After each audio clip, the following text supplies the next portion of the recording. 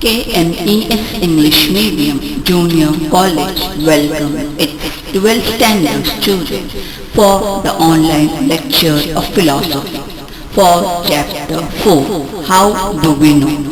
For the topic Sources of Knowledge and the Scientific Perspective.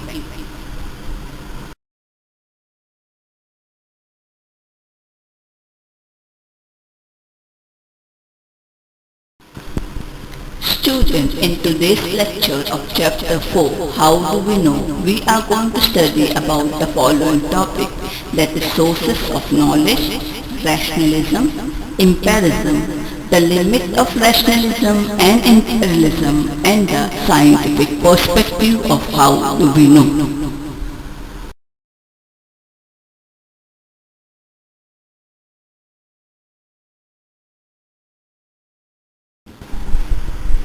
Sources of knowledge. Having understood the concept of knowledge and theories of truth in the Western tradition, let us get acquainted with the sources or the means of knowledge discussed in this tradition. As we have noted earlier, epistemology was truly established in Europe after Renaissance. This was the period of stunting growth and development of science. Science had established new standards of knowledge of the empirical world. Prior to this period, no theory, opinion or viewpoint was enormously agreed upon in the field of psychology. The truth discovered by the science were, however, universal. Truth for all times and objectives. There was no room for relativity in them. The philosopher acknowledged these new types of knowledge, undertook a deep study of the process of knowledge and its meaning. Reason, perception, memory, intuition, testimony, all can be considered as a source of knowledge. As we have observed last year, in the Western tradition, however, reason and sense perception have a central place in the period of modern philosophy. In fact, the two main trends of modern philosophy are known as rationalism and empiricism. These two trends are generally considered as being opposite to each other. There are fundamental differences between them with respect to the question whether the basic source of knowledge is reason or sense perception. What is the exact place, role of reason and sense perception in the process of knowledge? Which one of them is primary? What is the nature of the knowledge that emerged from them? These types of questions were discussed during this period. All this discussion took place on the background of the progress of science as well as that of speculatism, which was popular at the time. The philosophers in this period were trying to refute speculatism. They wanted to establish the possibility of objective knowledge by way of analyzing the process of knowledge. A critical analysis of the process of knowledge that can produce objective knowledge were therefore important. In this constant, one of the major points of difference between rationalism and empiricism was whether all knowledge can be obtained through sense experience, or whether reason can attain knowledge without being associated with experience. Let us understand this point with reference to a particular classification of knowledge. The classification was used primarily in this very period.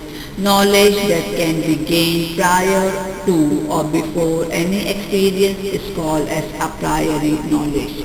Knowledge that is attained after experience or on the basis of experience is called as posteriori knowledge or empirical knowledge. According to rationalism, knowledge primarily emerged from reason. Knowledge being with reason has the capacity to know certain truth prior to or without sense experience. Due to this belief, rationalists accept the possibility of a priori knowledge. Imperialists, however, completely deny such a possibility, since according to them all knowledge of the empirical world is based on sense experience. Reason cannot know anything independent of sense experience. For them, a posteriori or empirical knowledge is important. Before getting better acquainted with these two trends, let us note that the word experience in this discussion notes sense experience. Experience can be various kinds, but the type of experience that we discuss as a source of knowledge is the experience that we get through sense experience.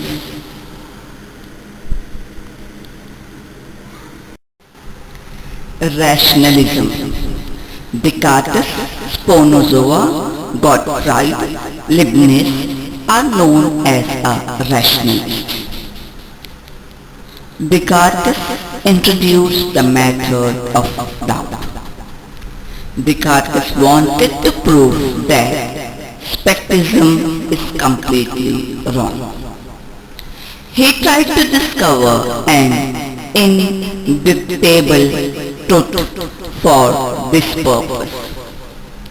He himself was a scholar not only of philosophy but also of mathematics and science. The method of mathematics has influenced him a lot. The truth in mathematics are objective and universal.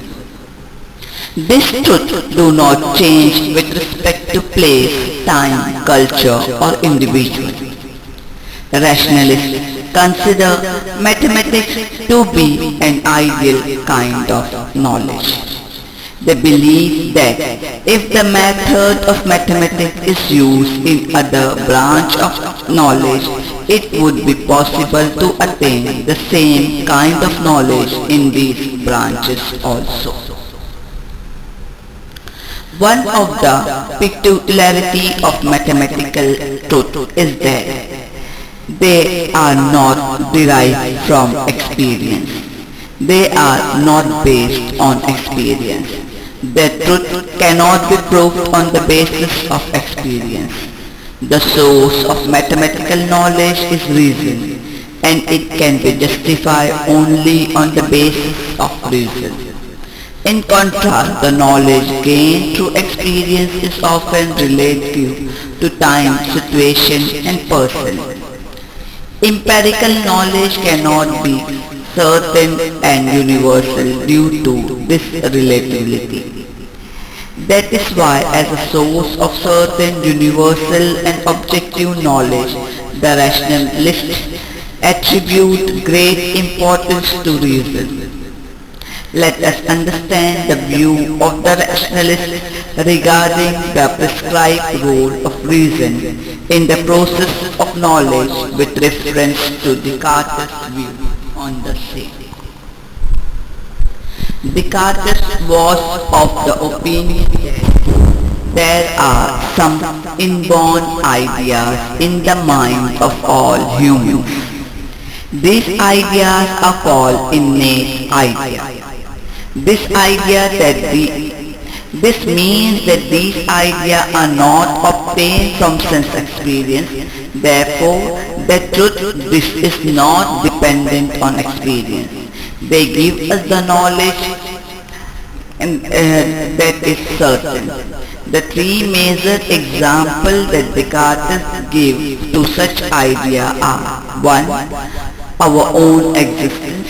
Second, the existence of God, and third, the existence of matter. We have seen How Descartes proved the existence of self by the method of doubt.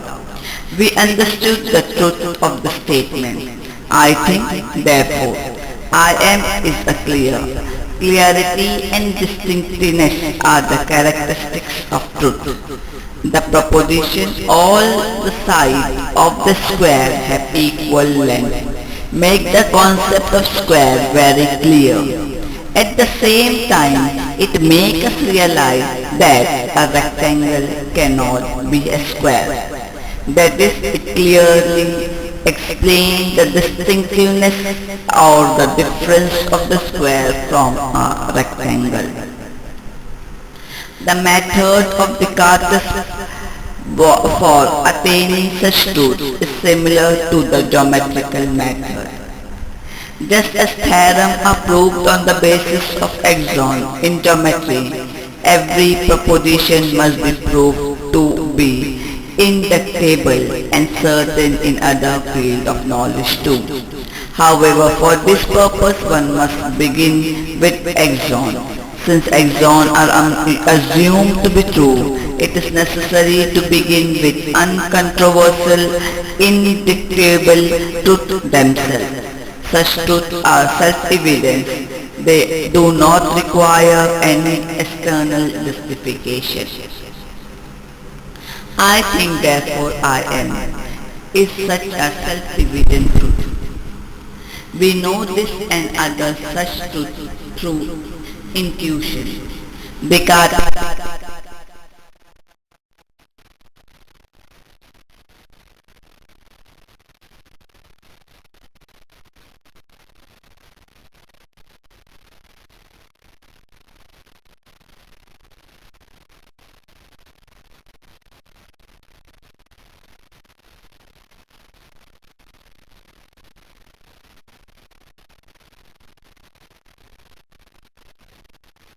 direct revelation or knowledge that reason has. Knowledge is produced on the basis of such intellectual intuition and deductive proof. Sense experience is always of a particular object, characteristic, relation or event. But it is reason that provides general or universal principle necessary for me making sense of it. Descartes believed that reason starts functioning before experience of any kind on the basis of innate idea. He acquired knowledge in an a priori manner. Descartes' views were supported and further attained by Spinoza and Leibniz. Spinoza urged that in principle all knowledge is attained through reason. He of course didn't acknowledge the limit of human reason, but he was of the opinion that if this limit would have not been there, everything would have been known through reason alone. Leibniz put forward the idea that it is not only the idea of the existence of self or God that are innate, but all mathematical or logical principles are also innate in the human mind. He believed that if this would not have been the case, then it would have not been possible to think in a logical manner. He thought that in a sense all knowledge is innate. In this entire tradition of rationalism, subordinate place have been given to experience.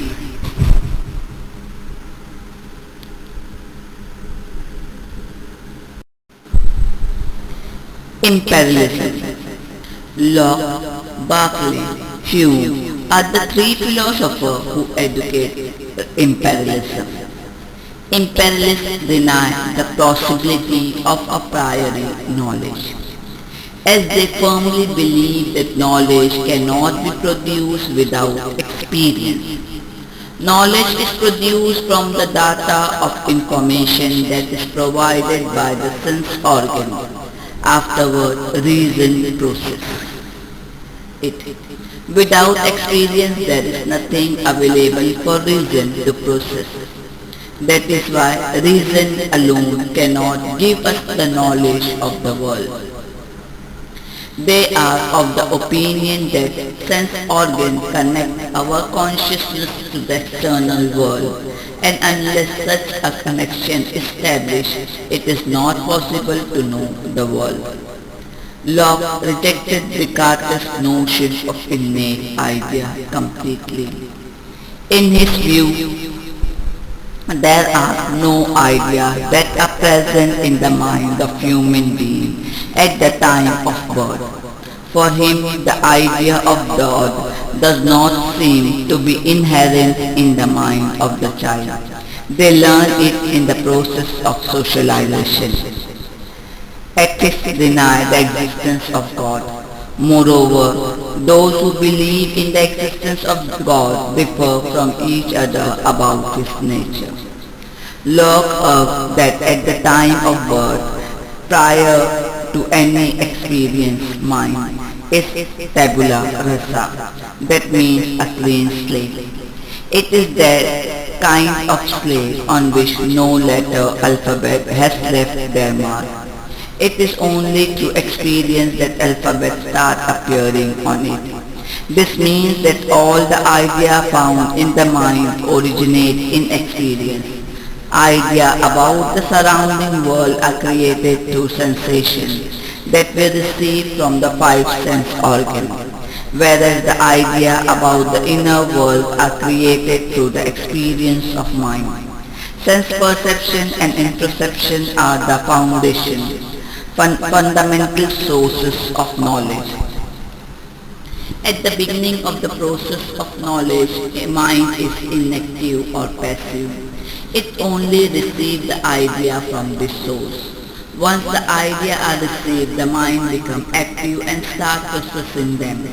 It understands the interrelation among the ideas, the external and the internal sensation, as it provides the raw material needed to be produced for the production of knowledge. Knowledge is produced after reason processes them. Locke viewed that knowledge attained through experience must be justified on the basis of experience itself, its consistency with the method of science today. Another very significant point regarding Locke's epistemology is that in his opinion, that we know the quality, relation and action of an object, but we can never have a direct knowledge of the substance underlying all this. If we analyze the experience of a pen in front of us, we realize that the actual experience is of the color, shape, texture, etc. of the pen. We do not experience anything when pen beyond all this. Of course, we do believe that all these are the characteristics of pen, but there is no empirical ground for this belief. We believe it only on the basis of reason. Locke divides the quality of an object into primary quality and secondary quality. Since the existence of color, form, smell, taste, texture and sound is dependent on their being experienced, Locke called them secondary quality. The knowledge of these qualities change from person to person. As against this, the qualities such as size, solidity and mass are in the object. Therefore, he called primary quality. This primary quality can be known in an objective manner, since their existence does not depend upon their being experienced. However, the primary quality can be known through the secondary quality only. This means that whatever known in the world we can have a direct experience of secondary quality only. The idea produced from the experience alone are the object of this direct experience. We can never directly know the substance which is supposed to be beyond all this quality, as we do not directly experience it any time. In spite of this, Locke accepts the existence of the substance. The second imperialist philosopher Berkeley goes a step ahead to Locke and said that he accepted the existence of anything that cannot be experienced is not consistent with the epistemological position of imperialism. Berkeley argued that since the knowledge of the primary quality is also through the secondary one, the knowledge of primary quality is also subjective. Only the idea that we experience and the mind that experience them are real. There is no epistemological support to accept the existence of that cannot be experienced. Berkeley therefore rejected the existence of material substance. In his opinion, the objects that we experience are nothing but a collection or a group of ideas. The material substance which is supposed to be on the basis of all the character that we experience does not exist. He have acquainted ourselves with some of the idea of the third imperialist David Hume. In some of the earlier lessons, epistemological point of view which was which is the foundation of those ideas. Locke and Berkeley. Hume also argued that all ideas are generated through experience. He classified our experience into impressions of ideas. Through sense perception, different impressions are created in our mind. The mind generates ideas on the basis of this impression. However, mind does not use only experience for generating ideas. Many times it is also influenced by the power of imagination. Using this power, mind combines two or more ideas which are never actually experienced through and created an new idea. An excellent example of these ideas is the Golden Mountain. We do not experience gold and mountain, but none of us have ever seen the Golden Mountain. Yet the mind can imagine the Golden Mountain through such example. Hume explained that there need not always be something corresponding to the donate by the idea in our mind. That is why it is essential to examine the idea in the mind in a rigorous manner. Hume classified object of knowledge into two types, relation of idea and matter of fact. The first type consists of the idea created by reason itself. The truth is not based on experience but is justified by experience. The kind of knowledge is necessary, universal and certain. Its truth is not dependent on the external condition and is accepted by everyone at all conditions. Mathematics and logic are the example of these kind of idea. The second type of idea is about the fact in the external world. Experience is the fundamental source of this knowledge. The nature of experience changes with relation to place, time and person. Therefore, this knowledge is certain. Its truth is not necessary but only probable. Scientific knowledge is of this type. Scientific truths are probable, not necessary. The idea of the causation and the idea of self fall under the category of matter of fact. It has to be examined whether all the ideas in this category originate from experience in order to assess the truth and justifiability of this kind of knowledge. Hume is of the opinion that if those ideas do not merge with experience, they should not be given any place in the system of knowledge. Hume firmly asserts that if there is no corresponding impression in the mind of certain idea, then such ideas are epistemologically worthless and must be discarded. We should understand Hume's critical analysis of the idea of possession and that of self. Hume goes one step ahead to Berkeley and rejected reality not only of the material substance but also of the spiritual substance that is soul. He also denied that there are necessary relation between cause and effect. Hume is called a skeptic because he has raised doubt about the possibility of knowledge for certain and necessary truth pertaining to the external world.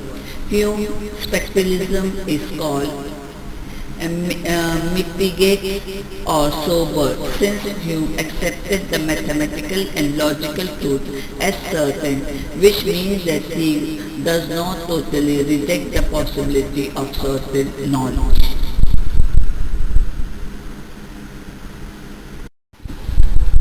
The limit of rationalism and empiricism. The journey of epistemology that starts with Descartes in modern philosophy reached a certain stage in Hume.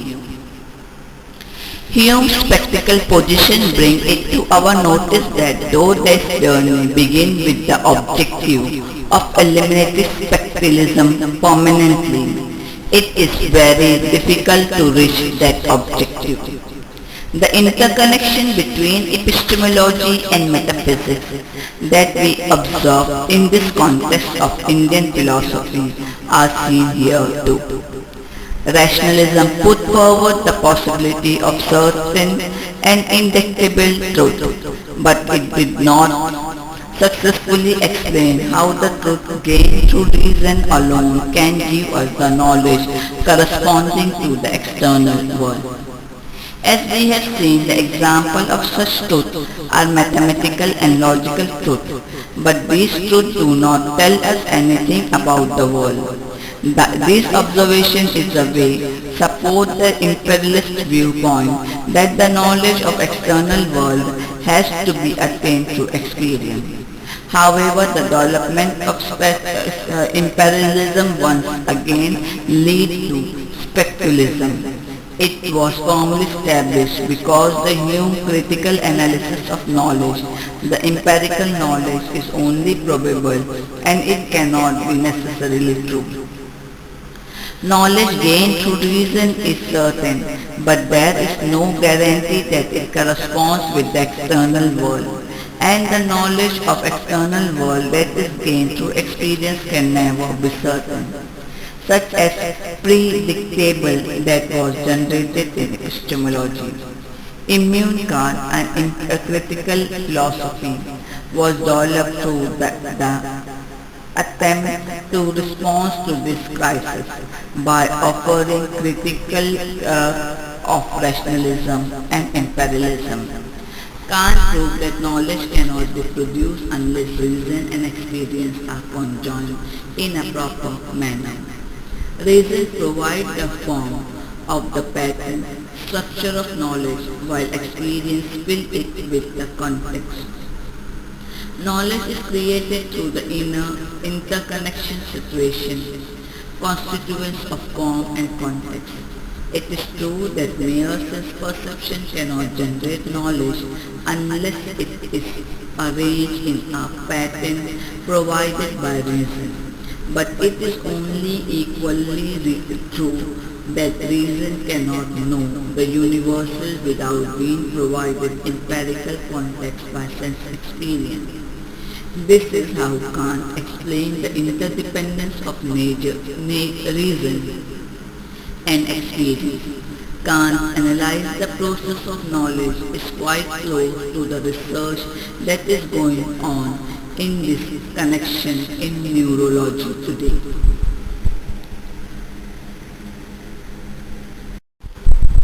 The scientific perspective. Epistemology has been discussed in philosophical tradition. It must note that when philosophers were questioning about the epistemological issue, they were doing it without the tools that are present today. Science used to investigate their reflexes stem from personal experience, introspection and broader knowledge of the world. Science is the study of objective reality that is verifiable to anyone and everyone who wish to verify What does science tell us about how we gain knowledge? When we look at the process of acquiring knowledge in scientific manner, we see that the knowledge from individual and knowledge for society are two different things. Science is a collective effort of studying the law of nature that govern objective reality by using tools and instruments. From the point of view of scientific knowledge, it is immaterial how a person understands it with his sense. For example, our sensory knowledge would never tell us about the behavior of an atom. Collective knowledge and tools of experimentation help us to overcome the limitation of individual capacity to gain knowledge. How do biology and neuroscience study the process of knowledge? They study how sensations are received and what follow in the body with the help of the experiment and instrument.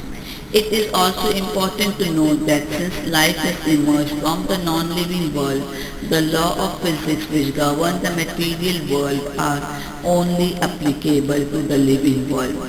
How is the knowledge acquainted explained at the level of physical science? The answer is, it is through sense organ that we receive sensation from different particles. We see because of the photons, hearing, smell, taste and touch. All the senses are dependent on particles. Since particles are always dispersing from each other, theoretically they do not reach us without any loss or distortion. They Thus, any claim of exact knowledge of reality is unscientific. The same principle also applies to the accuracy in measurement with the help of tool and instrument. Accurate measuring acquires calibration and standardization. Since we do not know anything faster than the speed of light, we have to accept the limits of the tools of measurement of its speed. With reference to method of science, one sees that science does not claim to know the ultimate reality as it is. Science adopts the language of probability while accepting any proposition or the system as knowledge. For example, when we say gravity is a law, we are actually saying that it is higher probable that such a force exists. It is only when we accept this highly probable statement as a reality that it becomes possible to conduct objective experiment with it or to develop a technologically application based on it.